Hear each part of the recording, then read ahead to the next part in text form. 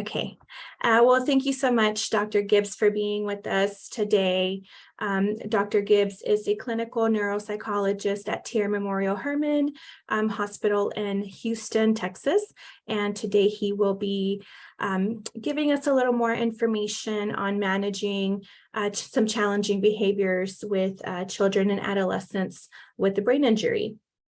So thank you again so much, Dr. Gibbs, for being here. I will go ahead and mute myself and let you take it away. Okay, that sounds great.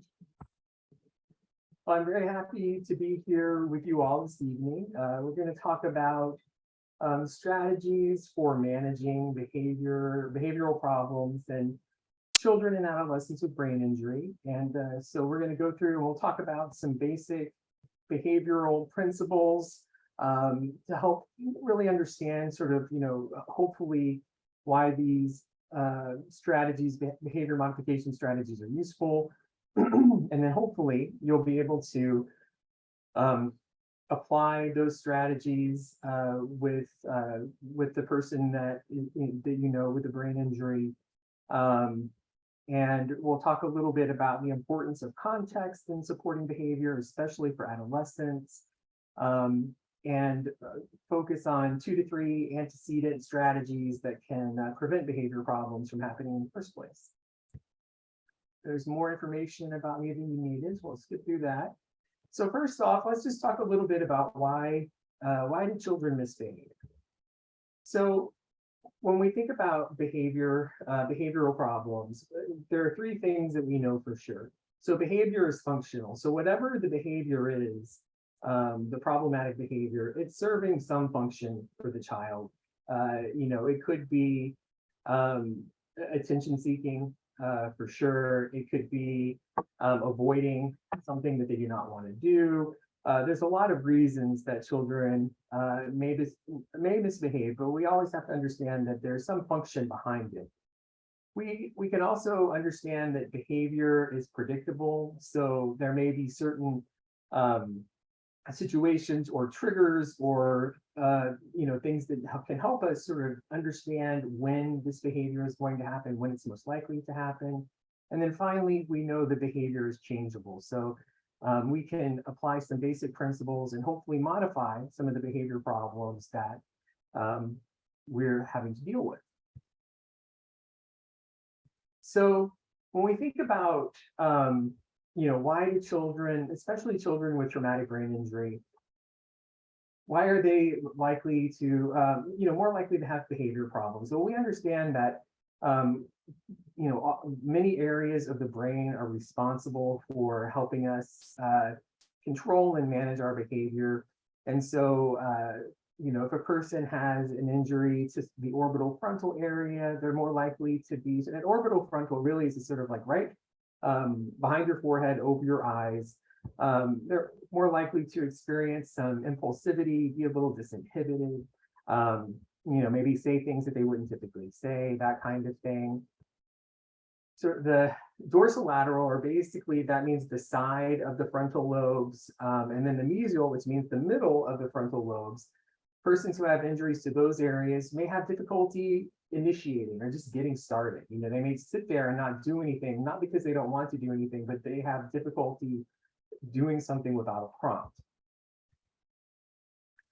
Ventromedial prefrontal injury. So here we're looking at sort of upper frontal lobe in the middle, inefficient learning from consequences. So there may be some difficulty with making the same mistakes over and over again because they're not really responding as well to consequences, or the consequences aren't as meaningful, and it's harder for them to learn from the consequences.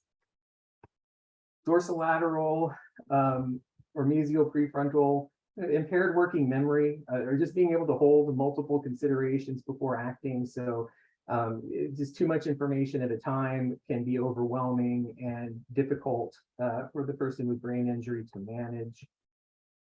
And finally, hippocampal injury. We understand that the hippocampus, which is deep down in the medial temporal lobe, is an important structure for memory.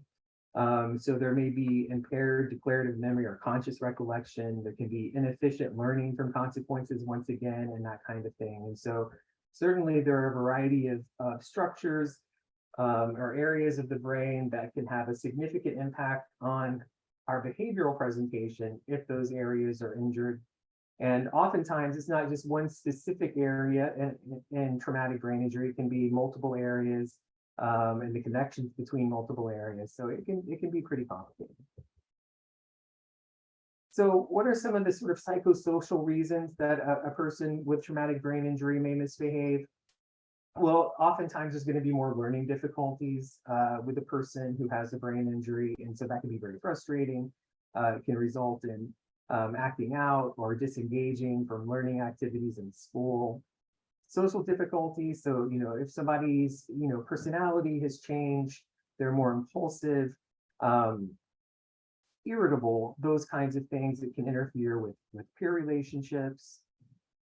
Language problems, so having difficulty sort of comprehending or understanding what people are saying, or oftentimes difficulty expressing yourself, being able to find the words that are necessary to say what you're trying to convey, being able to produce speech in a meaningful way, that kind of thing can cause frustration for sure. Family problems and support, so everybody knows that when a family member has a traumatic brain injury, it puts a lot of stress on the family system.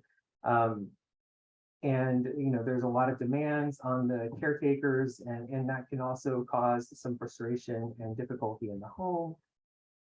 Emotional problems, so we understand that persons with brain injury are more likely or more susceptible to developing depression, anxiety, and that kind of thing.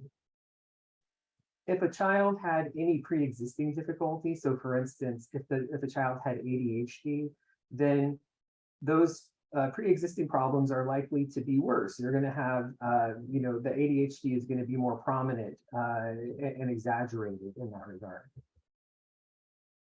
And then a lack of appropriate supports in the classroom. So if the school system does not understand the child's difficulties, then they're not going to be able to provide them the appropriate support services, and then the student with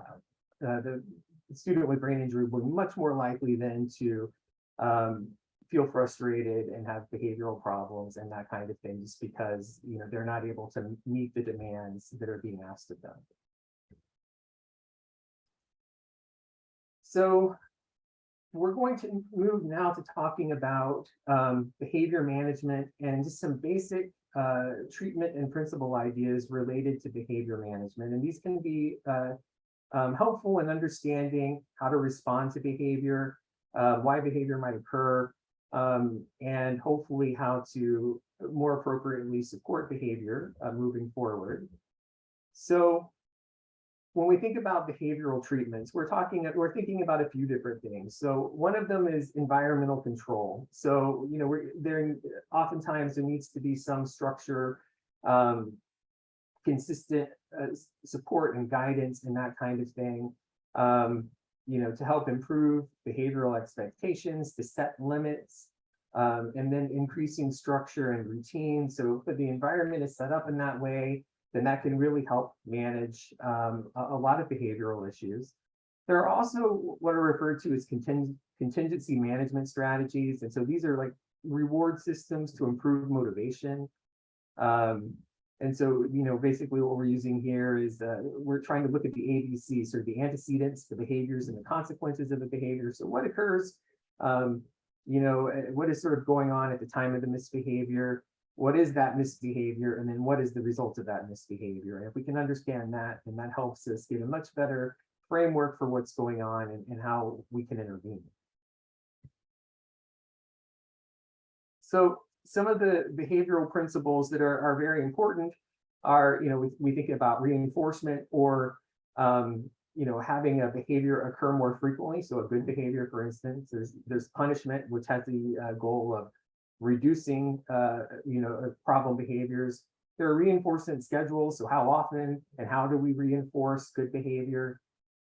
Once a good behavior is established, we can start, not reinforcing as often and sort of do the extinction of the reinforcement so that behavior is able to just occur on its own without us having to reward it. And then of course, overlearning is basically just, being sure that whatever the skill is, that's being practiced and repeated consistently until the child or adolescent has acquired it sufficiently and are doing it independently. So let's talk a little bit about reinforcement. So as I was saying, reinforcement increases the likelihood of a future behavior. So there are two primary types of reinforcement. One is positive reinforcement, and that increases a desired future behavior by adding a stimulus. So like a reward, for instance. So we're increasing the likelihood of seeing that behavior again by rewarding it. Negative reinforcement also increases a behavior, but you're increasing a behavior by removing some sort of stimulus. And so we'll talk a little bit more about what that looks like in a couple of slides to come. Once again, punishment is just a decreasing future behavior. So there's positive punishment, which means decreasing a future behavior by adding an aversive stimulus. So that could be, so for instance, removal of privileges, for instance, that would be the aversive stimulus. Negative punishment decreases a future behavior by removing a stimulus. So that would be, for instance, taking away something that might be that the person might enjoy, or you kind of, you just sort of lose that privilege. Then there's differential reinforcement. And so this applies both positive and negative reinforcement to promote whatever behavior we're looking at. It uses contrast effect to increase reinforcement values. So for example, giving specific positive attention, for instance, praise to desired behaviors. So that's positive reinforcement. Withdrawing attention or actively ignoring unwanted behaviors, that's negative reinforcement. And so that's, sort of the crux of what we're talking about here is, trying to increase the behavior that we want to see and decrease the behavior that, and by doing that, decreasing the more problematic behavior.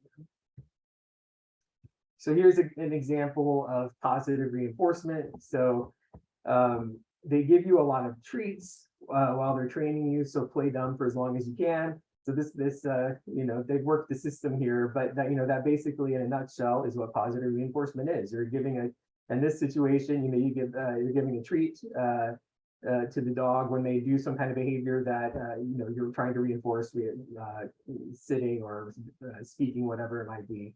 And so that's positive reinforcement. Negative reinforcement, this is a great example of that. So for every day that your math grades stay below a B, your father will post a video of himself on YouTube. So in that case, the student is going to be very motivated to get a better grade because she does not want to have to deal with the embarrassment of her dad posting humiliating videos on YouTube. And so you're gonna remove that stimulus to increase her behavior, to increase the positive behavior, which in this case is making the grade. So whenever we are reinforcing, we need to think about, how are we going to reinforce? So there's continuous reinforcement, which basically is, every time you see the behavior that you're looking for, you reinforce.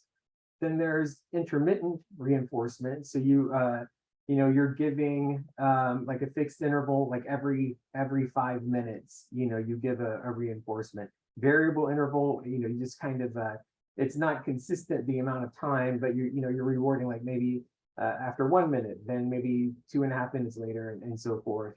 Then there's ratio, so you reinforce every 4th positive behavior, for instance. Variable ratio would be you just kind of mixing it up. You just sort of you'll give a reinforcement after 2 demonstrations of behavior, then maybe after 6, and then maybe 7, and then 10, or that kind of thing. And so that's what variable ratio is. Out of all of these, variable ratio seems to be the most reinforcing.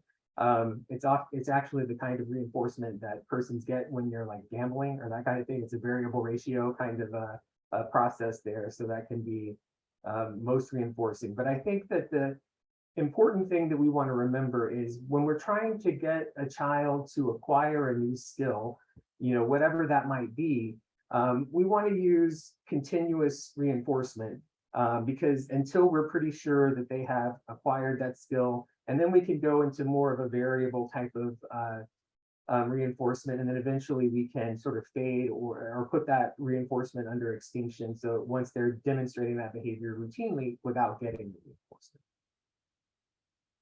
So we definitely, we want to be sure that, we don't want to have to reinforce the child for every single thing forever, obviously. So once again, once that behavior is mastered, you want to fade the reinforcement, and then you want to put your attention on a new behavior that you're trying to modify.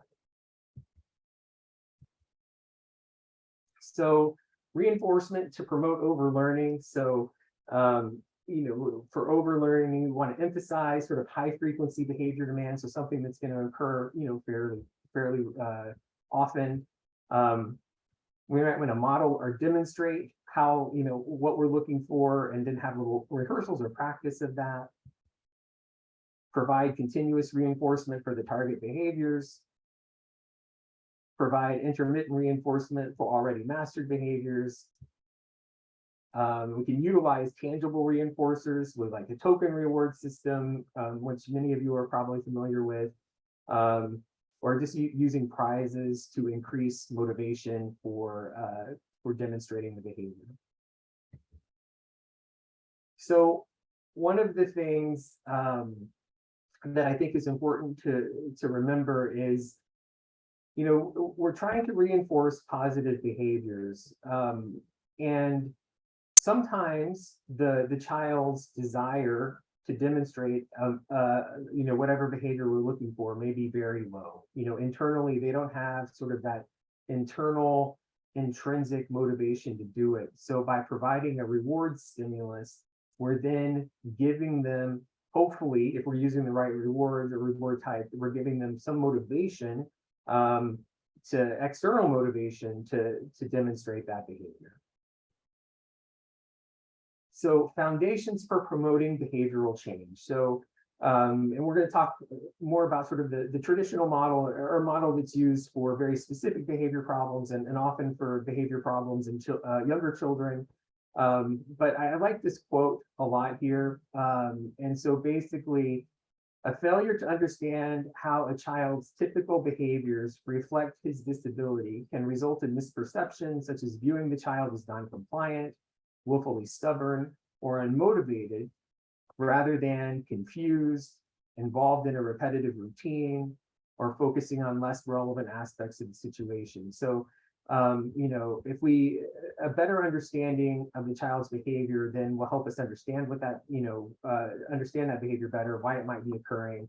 And then, maybe understanding that, what, they're not just being willfully non-compliant. There's something going on here that's related to their brain injury. And by understanding that, then hopefully we can be more effective in addressing whatever that behavioral issue might be.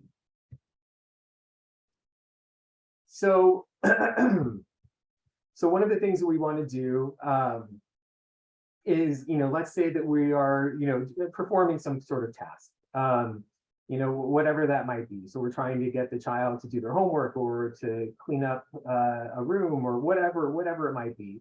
We want to go into this sort of thinking about how can we prevent problems from happening. So, whatever, and to discuss or post rules, that kind of thing, behavior goals, what do we want to see, how this is involved in daily tasks, what the rewards will be.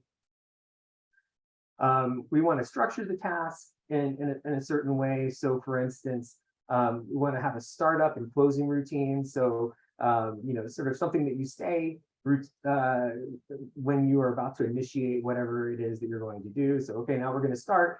And then, okay, looks like you've got it done. We're all finished. But just being sure that there's that, intro and closing routine, it can be very helpful. You can set up check-ins and check-outs as well. So, check-ins be sort of like having the, checking in to be sure that the child is doing okay with whatever it is they're supposed to be doing. The child can use checkout, so letting you know that they're going to go do something different, like they need to go to the restroom or whatever it might be. There are different things like that that can occur. Attention orienting techniques, we'll talk about those next, and using effective commands, we'll talk about as well. So one thing that we know about children with traumatic brain injury is, there is oftentimes attention problems that occur. And we may say something to a child, they may even acknowledge us or say or whatever, and but they really haven't processed what was happening. And so one way to address this issue is to to sort of gain their attention. You can do that with a physical prompt, sort of like like sometimes like a teacher will use like the flashing of the lights, turning on and off the lights in a classroom very quickly or something like that. That alerts the children that something important is about to happen, or the teacher's about to say something. You can clap your hands in a very specific way or snap your fingers, but something that will orient them to their attention to you, so that you can do whatever it is that you need to do, tell them whatever you need to tell them, and have a better sense that they are actually focusing or attending to you. Sometimes if they're getting off task or that kind of thing, you can use like little silly words that will hopefully reorient their attention. So like freeze, that kind of thing, and they'll sort of understand if they have to stop what they're doing. Or you can say something silly and have them echo that back to you. So broccoli taco, Marco Polo. So you would say that, and then they would repeat it back, and once again you kind of reoriented them and hopefully refocus their attention. So giving effective commands is also an important part of this. So once again, we use those keyword activation of attending skills at orienting. So saying very specific, not a lot of words, but very specific about instructions, right? You're about to get instructions or directions or freeze or whatever it might be. Sometimes it might be helpful to establish physical contact. So for instance, putting a hand on the shoulder or that kind of thing, or in the back, to kind of be sure that they're focusing on you. We definitely want to shift the attention from attitude to compliance. So you're really sort of an emphasis is placed on giving positive attention. We're not really focusing, if they do it, but they are, I don't know, complaining or, or whatever, groaning, sighing, what have you, that's okay, as long as they're doing it. That's what we're really focusing on. Sometimes if we cannot get the child to do something, asking them what we call compliance trial. So, getting them to do something for you before you ask them to do anything related to the task that you need to complete. So for instance, like fetch commands. So you could say, hey, could you go get my calculator for me, or something like that. Then the child brings you the calculator. Then you can go in immediately after that, because you've established that compliance to whatever it is that you're asking them to do. Sometimes, there can be like these little change commands. So, for instance, touch nose, and just have the child touch their nose, clap hands, have the child clap their hands. And then once they've done that sort of simple compliance task, then you can go into something that is more specific to what you're working on. But you want to establish, if you need to establish that compliance first, then this is a way that you can do it, and hopefully, meet with less resistance afterward. So we'll talk a little bit more about differential attention here, a very important technique. So, basically with differential attention, what we want to do is we want to be sure that we're increasing the value of positive attention. So we want to be sure that, that the child is, seeing the benefit or seeing the reward of positive attention. We definitely want to the greatest extent possible, we want to ignore minor misbehaviors. There might be some misbehaviors that we can't ignore, but for the most part, we're going to try to ignore, the ones that are more minor, might be irritating, but, we're just going to let those go. You can give positive attention to target behaviors. So let's say sometimes a child may misbehave because, they're trying to, they just want attention, and it doesn't matter if the attention is positive or negative, as long as they have your attention, that's what they're looking for. And so one way we can give them positive attention is by, hopefully kind of just like joining with them, for instance, in a play activity. So, you're playing with the child and you're not really guiding, directing, or anything, but you're just sort of reflecting or narrating what the child is doing. So, I noticed that you put the green car over here in the garage, and then, whatever it is, you're just kind of, you're almost like a play-by-play kind of thing. You're providing very specific labeled praise. So, I like the way that you put that toy away when you were finished with it, that kind of thing. And then also you're kind of mimicking or matching the child behaviors. You're just kind of taking their lead and joining them in the play or the activity in that way. Once again, we want to shift the priority of commands to emphasize compliance, not positive attitude. So we're going to reinforce compliance despite the manner in which the task was completed.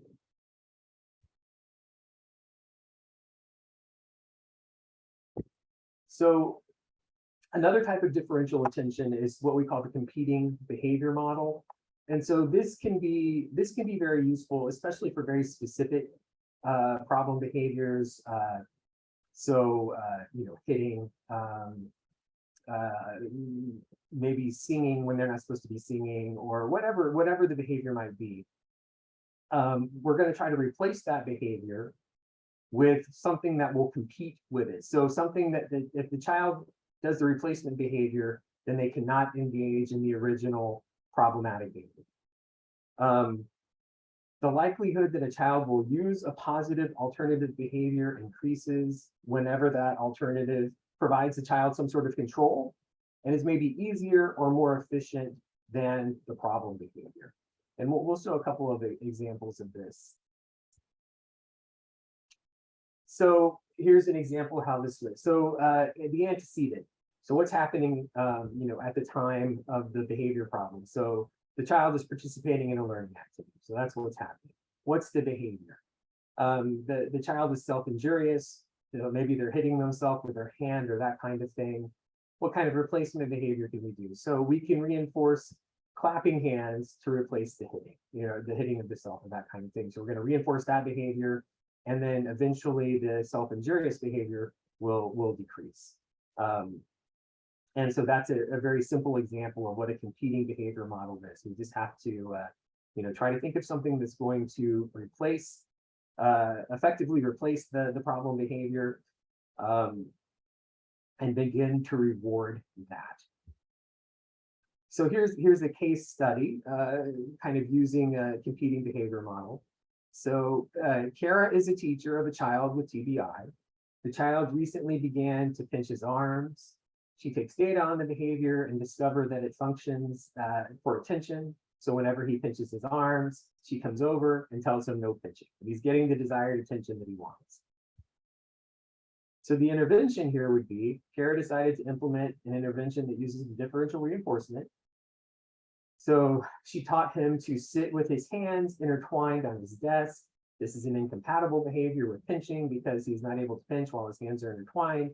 She reinforces him for intertwining his hands, tells him, great job, or I like how you're sitting, and does not provide attention when he engages in the arm pinching. So once again, eventually, the goal is that behavior, the arm pinching behavior, will decrease over time and eventually no longer be problematic. Here's another example. Carly is a parent of a child with TBI. When her child wants a break from homework, she reaches over and hits Carly's arm. Carly typically says, do you need a break now? Then she allows her to take a 5-minute break. Carly recognized that her child's intensity with hitting seemed to be increasing, and she was worried she might get hurt. So using DRI, the intervention that Carly designed was putting a timer on the table within her child's reach, and then teaching the child to touch the timer when she wanted a break. This is an incompatible behavior because the patient cannot simultaneously touch the timer and hit Carly. So when Carly's child touched the timer, she immediately received a break. When the child hit Carly, she did not receive a break. This was especially useful intervention because over time, Carly taught her child to set the timer on her own and become more independent with managing break times and that kind of thing. So once again, this is a simple example of, replacing a problematic behavior with a behavior that's more functional, and less harmful or disruptive or what have you. So now we're going to talk a little bit. So what we just talked about there, that was sort of like, basic behavior principles for targeting specific behaviors using reinforcement, different types of reinforcement, differential attention. So paying attention to something, ignoring something else, and competing behaviors. So replacing a problem behavior with a more functional behavior, that kind of thing. And so all of those are extremely useful, and can be very helpful for very specific problems. Can be very helpful for children in particular. And now we're going to sort of take a different approach or look at another way to manage behavior. And this is going to be focused on, really more on older children, adolescents, that kind of thing. And so here, what we're doing is it's a contextual antecedent focus model. So the previous model that we were talking about, the traditional model, we look at antecedents, behaviors, and consequences, but we're really sort of, the consequences are sort of the at the forefront of what we're thinking about there. With here, what we're thinking about is we're really putting sort of more of the emphasis on trying to modify the antecedent events, or what happens before the child demonstrates the problematic behavior. So here, we definitely want to be mindful of when and how strategies are applied, and we want to do this carefully. So, for instance, an adolescent may respond very negatively or reluctantly, at least, to, so for instance, a token behavior reinforcement system. They may see it as childish, and you're already losing because they are just not going to engage in that because it seems silly and stupid to them. So, we want to think about, well, what else can we do? And so, one of the things we can do is we want to be aware of the context in which the child or adolescent is operating. So, we want to just sort of look at the bigger picture, so to speak, and use that information hopefully to guide our intervention in a way that is going to be more acceptable to the adolescent and hopefully more effective in actually promoting positive behavioral change.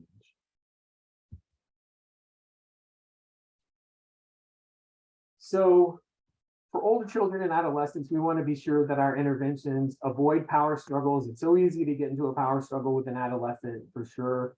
We want to focus on antecedent conditions or sort of the context of where the behavior problems occur. We want to provide positive support without creating learned helplessness. So, we definitely want, we want to provide support, but also helping the adolescent learn to do some of these things on their own or independently. We want to cultivate an environment that produces positive setting events. We'll talk about what those are. And then we want to help the adolescent develop improved problem solving and greater independence. So that's really what we're talking about for older children, adolescents in particular. So let's take a look at this little, little chart here. So this does a really good job of talking about setting events. So we have so thinking about the adolescent, there's internal states and external states. So we want to be mindful of both. So what's happening inside, and then what's kind of going on in the environment. And so we have, different internal states would be physical. So now you know how the person's feeling, cognitive, how are they, are they focused, that kind of thing. Emotional, do they, feel good about what they're doing? Meaning, does what they're doing have meaning or seem to be, important to them? That kind of thing. External setting events are sort of the presence or absence of preferred people, history of interaction. So, what kind What have the interactions look like before, that kind of thing. Environmental, so is room comfortable? And then of course time of day. When is the adolescent most likely to have the whatever type of behavior is necessary to perform a certain task. Maybe they're better in the morning than the afternoon or vice versa, that kind of thing. So those are all the setting events that we want to be aware of. So for physical, a positive setting event would be that the adolescent feels rested, relaxed, they're satiated, so that means they've had something to eat, something to drink. Negative setting event would be that they're experiencing pain, they're sick, they're hungry, they're fatigued. Cognitive states, so positive would be they're oriented to tasks, they're familiar with what's happening, they have adequate recall and recognition. Negative cognitive setting event would be confused, frustrated, inadequate recall and recognition. Emotionally, positive, accomplishment, success, and achievement. Negatively, anxiety, anger, depression, failure. Meaning, so positively, the tasks are meaningful and accomplishable, so they can actually do it.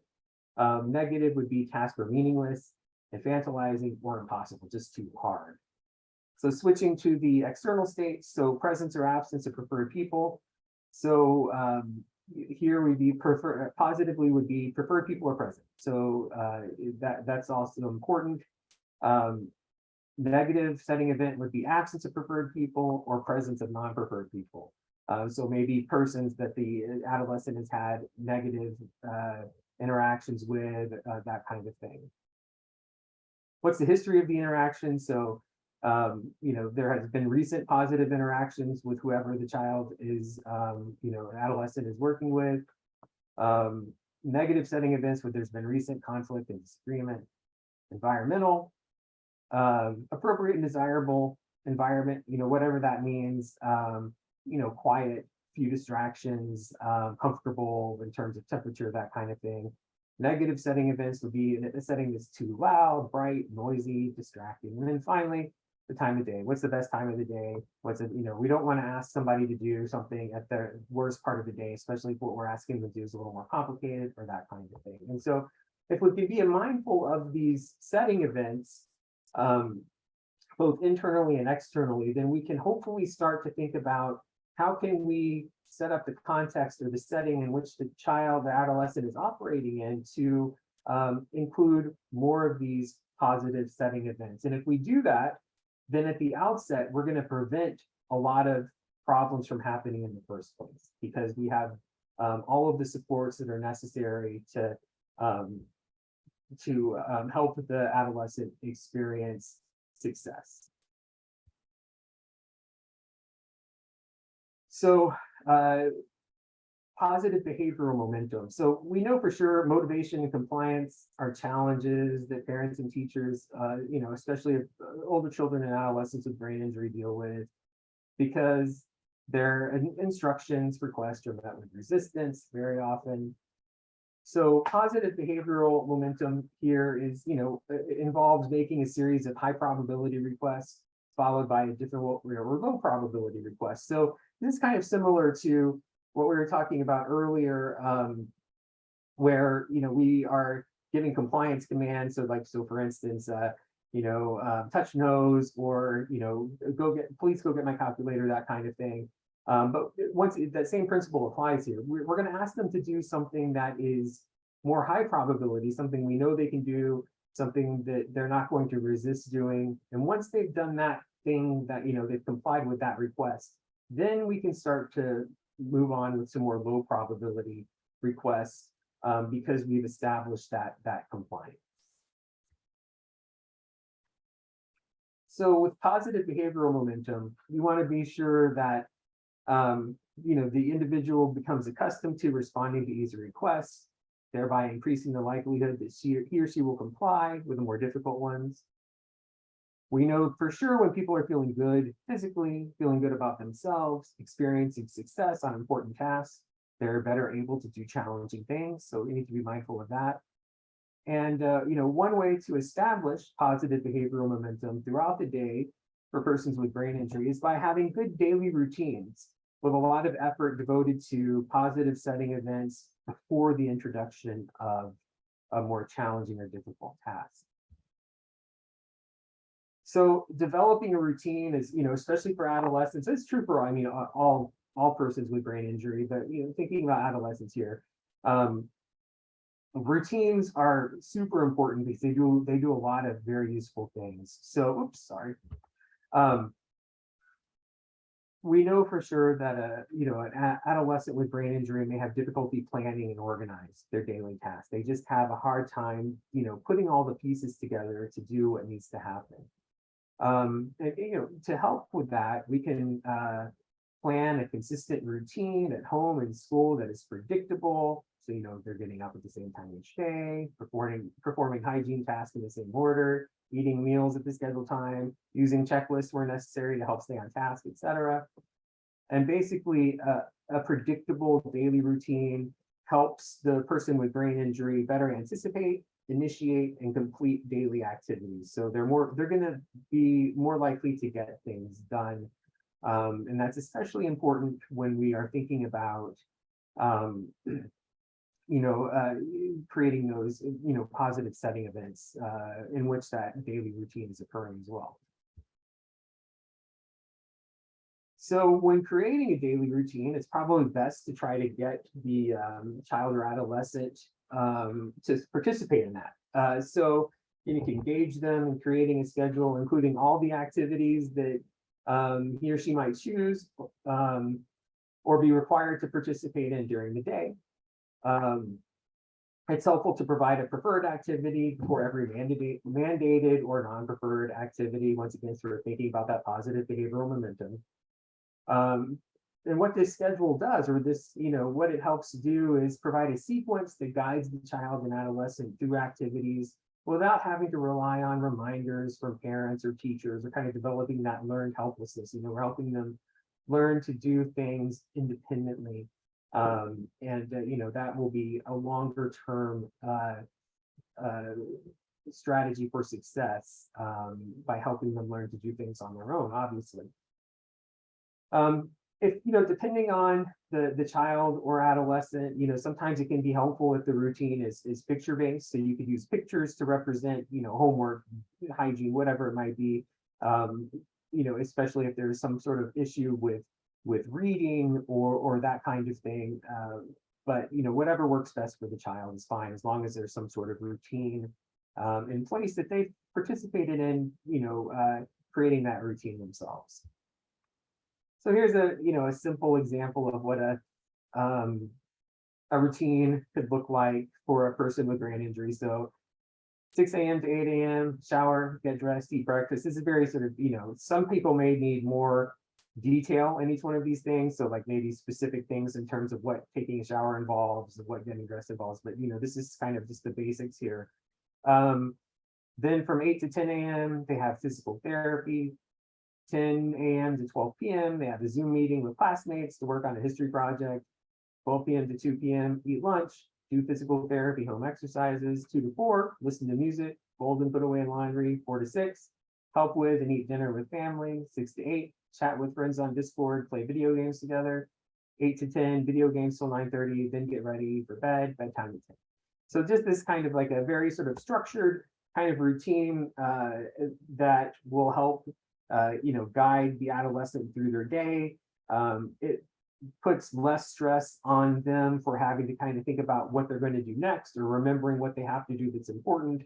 And this really sort of helps them be more productive during the day, and also less frustrated, which I think is equally important. After brain injury, especially in adolescents, there may be an increased need to exercise control, because for so long, they've been in environments where they didn't have a lot of control. So, during hospitalization, rehabilitation, everything is kind of dictated for them.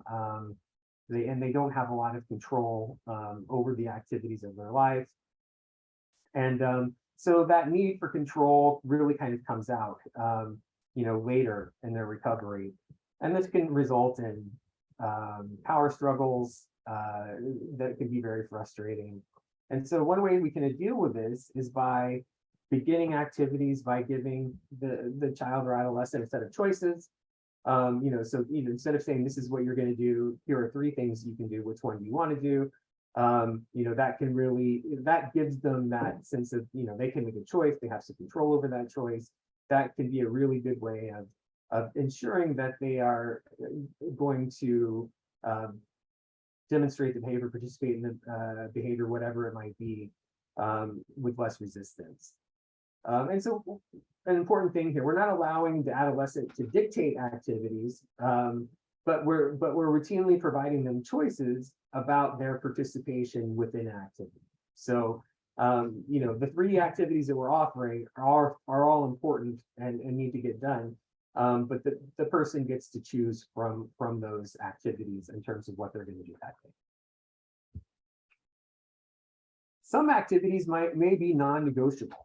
So you just can't negotiate. But it's good to have that conversation up front with the adolescent so that they know this beforehand. So what activities might be non-negotiable? I just have a few here. There could be a variety of things, but for instance, going to school, non-negotiable. You got to go to school. Riding the bus, that's the only way you can get to school. You got to ride the bus. What time dinner is, what time you're supposed to eat breakfast, that kind of thing. Taking medicines, non-negotiable, right? If they're on an anti-epileptic medication, you can't skip it. You got to take it. It's non-negotiable. So you have these there shouldn't be too many of these things, right? We want just sort of a few core key non-negotiables, and that we want the adolescent to be aware of these. And then if we see resistance, we can sort of point it out, sort of saying, this is no choice. There's no choice in this. This is something you have to do. But if it's not something that they have to do, we can use the word choice. And so that way we're setting them up to know this is something I have to do, or this is something I can choose to do. And that could be helpful. And once again, this sort of prevents hopefully more significant problems or resistance from occurring. Even with good routines and strategies, an adolescent still may occasionally refuse to do what is expected. So in this situation, it's good to have a script. So, you can remind the adolescent that they're refusing to do their own plan. Like, look, you put this plan together. This is something you decided that you wanted to do. It's not me telling you what you have to, you chose. And so you're, just let them know that you're refusing to do what you said you wanted to do. You could invite the child to change an aspect of the plan. So, if there's something, specific, maybe there's something that can be modified just a little bit, and we'll help get past the impasse or the refusal. If they continue to refuse, invite the child to let caregivers or teachers know when he's ready to resume his plan. And so really just kind of letting them sort of check out there. Because with continued refusal, if we continue to, meet that refusal with, frustration or more demands, and it usually just ends up in a bad situation. Let's see. So, yeah, and so we're not saying that sometimes, the best thing to do is nothing, right? So you don't want to continue to escalate the problem. And so giving the adolescent sort of an escape, a word or something they can use to get out of that for whatever amount of time is okay to do, for sure. Better than the alternative. We also want to be aware that persons with brain injury are very prone to being overwhelmed or overloaded as a result of cognitive and emotional difficulties after the brain injury. Triggers for becoming overloaded might include, having to do more complicated tasks, lots of materials, new things that they don't have experience with, things that are complex, can all be very frustrating and overwhelming. Certain settings can be overwhelming. So large numbers of people, high social demands, adjustment to new and unusual demands can also be overloading. And so whenever the child is overloaded, they're more likely to misbehave. So once it kind of gets into the setting events, sort of thinking about that, but just being aware that, certain types of tasks and situations may really overstimulate or overload the person with brain injury. And so kind of getting back to teaching escape communication is great here. So, sometimes this misbehavior is just a reflection of the need to escape. Escape communication is a way to create a positive alternative to this behavior by teaching the child or adolescent a simple word or phrase to communicate. So break, time out, I'm done, I'm finished. We use these with our patients on the inpatient rehabilitation unit very frequently. They do a lot of therapy all day. Sometimes they just get overwhelmed, tired, fatigued, or whatever. And, giving them a key word or phrase that they can use to just take a moment, take a few minutes, can be really helpful, and it prevents the problem from escalating and creating a bigger issue. So here's a way of preventing behavior problems by teaching a good problem solving routine. So sort of a case study here. Maddie is a 12-year-old girl with a brain injury. She keeps a messy room. Maddie's parents ask her to clean her room and check in with her after 15 minutes to see how she's doing. They find her sitting in her room looking at her phone. She's made no headway, hasn't done a thing. Her parents are frustrated that she hasn't even started cleaning her room yet. Maddie reacts to the frustration with a disproportionate emotional response. So, she gets really upset. So the assumption would be you're looking at that behavior. It may seem that Maddie is non-compliant, stubborn, unmotivated, or just lazy. But the reality is, because of her brain injury, Maddie has difficulty with initiation. She's not resisting the task necessarily, but is having difficulty getting started. She also has difficulty with planning and organizing due to her brain injury, and the demands of cleaning her room are overwhelming and frustrating. So by understanding the underlying reason for her not keeping her room clean, her parents can work with her to develop a problem-solving recipe or routine to help complete that task more effectively. And here's a great example of a problem-solving routine. It's a goal plan do review. This is from Mark Billisacker, a great rehabilitation researcher. And basically, you just kind of have a goal. What am I trying to accomplish? Plan. How am I going to accomplish my plan? What are the materials I need? What are the steps involved? You can also do a prediction to kind of increase awareness. How well do I think I'm going to do? A parent or a teacher can also rate how well they think the person is going to do. Then once you have all that together, you can actually implement the plan. Even with good plans, as we've already said, sometimes there could be problems. So how do we go about addressing the problems? What are some solutions? Should I ask for help? Whatever it might be. Then at the end, this is something that's easy to forget, but it's really important. Review, how did I do? You can do a self-rating again. And then, a teacher or parent could also do a self-rating at the end. And then most importantly, at the end of the task, what worked, what didn't work, and what will I try next time? And so basically by doing this, you're developing a mental template of how to go about a problem-solving activity in a very strategic and planful kind of way.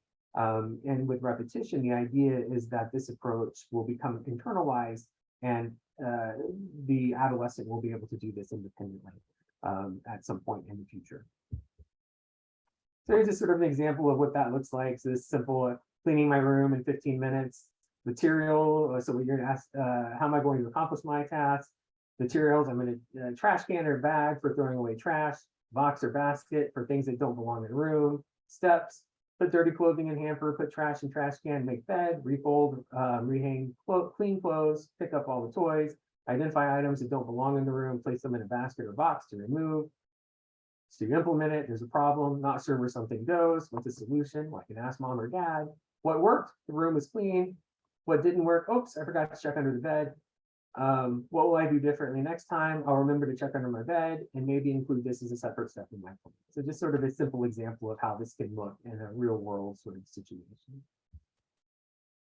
So at the very end here, I just want to quickly go over a program called Teen Online Problem Solving that we offer at Tier Memorial Hermann. It's for adolescents with brain injury. And basically, it's a problem-solving program for families to address challenges experienced after an adolescent has a brain injury. Participating in the program helps the child and their family learn about the effects of brain injury, build skills, and use strategies to help everyone cope more effectively. It's requirements. The adolescent needs to be between 13 and 19. There are 10 sessions. Each session lasts about an hour. So you do, like, for instance, one a week. A parent or guardian or is asked to participate as well. Technology requirements: a computer with a webcam and camera and internet access are needed. And so we're offering this program at tier. It can be done online, sort of self-guided. So there's been research done with the program, and it's shown that doing the program completely online, self-guided, so just the child and a parent, or, caregiver, doing the activities together each week is just as effective as actually doing this in person with a therapist. So just important to note. And this can be done for free by contacting me at my email address or phone here, and I'd be happy to send a link to you or whoever you know who might benefit from this type of program. It's very user-friendly, it's engaging, it's designed specifically for adolescents. So it's computer-based, so things that are appealing to adolescents these days. But most important is they're actually learning a lot about brain injury and a lot of strategies to help with issues or difficulties that adolescents with brain injury frequently have to deal with. All right, so here's some behavioral objectives. So for the few minutes that we have left here, I was going to open it up to see if anybody has any questions